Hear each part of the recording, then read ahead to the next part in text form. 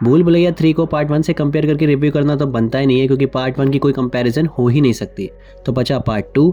तो भाई उसकी कंपेयर में मैं बोलूँ तो पार्ट 2 ज़्यादा बेटर था as compare to part 3, except climax, क्योंकि इसमें जो क्लाइमैक्स है वो थोड़ा अलग है और जो कि बिल्कुल भी एक्सपेक्ट नहीं किया था। तो भाई और उनकी बहनों दिवाली में फिर से रू बाबा ने दस्तक दे दी है, लेकिन क्या इस बार रू बाबा अपना कमाल दिखा पाए हैं या नहीं, आइए इसी के बारे में बात कर लेते हैं। तो फिल्म का ड्यूरेशन लगभग 2.5 घंटे का है और वो फर्स्ट हाफ में पता चलेगा, क्योंकि फर्स्ट हाफ में कहानी को बिल्डअप देने में इतना टाइम लग जाता है कि कहीं ना कहीं फिल्म थोड़ी सी बोरिंग लगने लगती है। और जहां रू बाबा और टिल्लू नकली तांत्रिक बनके लोगों से उनके पैसे लूटते हैं, लेकिन ये ढोंगपन का पर्दाफाश कर देती हैं तृप्ति डिमरी और उनके मामा। फिर वो उनको रक्त घाट लेकर जाते हैं और उनकी 200 साल पुरानी हवेली को बेचने के लिए कहते हैं और उसी के बदले रू बाबा को 1 करोड़ का ऑफर भी देते हैं। अब बस ये थोड़ा सा ओवरव्यू है कहानी का। अब आगे की कहानी जानने के लिए आपको इस मूवी को देखना पड़ेगा। और यार फिल्म मेकर्स को ये बात कब समझ में आएगी कि भाई ऑडियंस पूरी पिक्चर देखती है, ना कि आधी पिक्चर देखती है। अब जैसे इस मूवी का फर्स्ट हाफ ठीक था, वैसे सेकंड हाफ को कबाड़ा कर दिया और लास्ट की सस्पेंस को छोड़ के मुझे सेकंड हाफ में और कुछ भी अच्छा नहीं लगा। और इस फिल्म का वीएफएक्स रेड चिलीज एंटरटेनमेंट ने दिया है और वो नो डाउट अच्छा है और वो आपको बड़ी स्क्रीन में देखने में मजा भी आएगा। और मूवी में जो दोनों मंजलिकाएं उनकी जो कैट फाइट होती है वो देखने में आपको बहुत ज्यादा मजा आएगा। और दोनों का आमी जेतोमार सॉन्ग और उसमें उनका डांस, फिर उसकी कोरियोग्राफी भी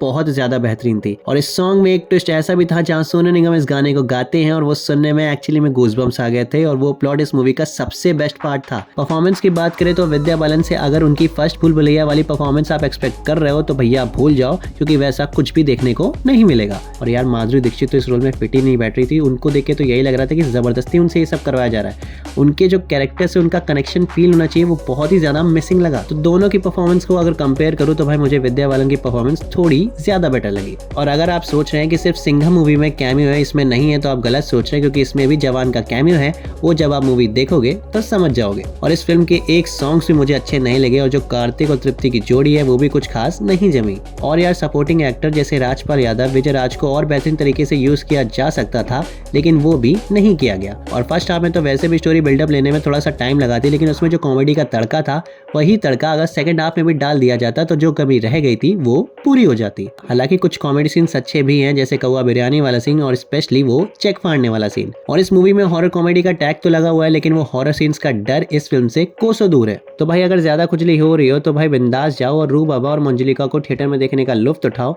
लेकिन अपना दिमाग घर छोड़ के जाओ। बाकी मेरी तरफ से इस फिल्म को 2.5 स्टार्स। मिलते हैं अगली वीडियो में। Till then bye bye and take care.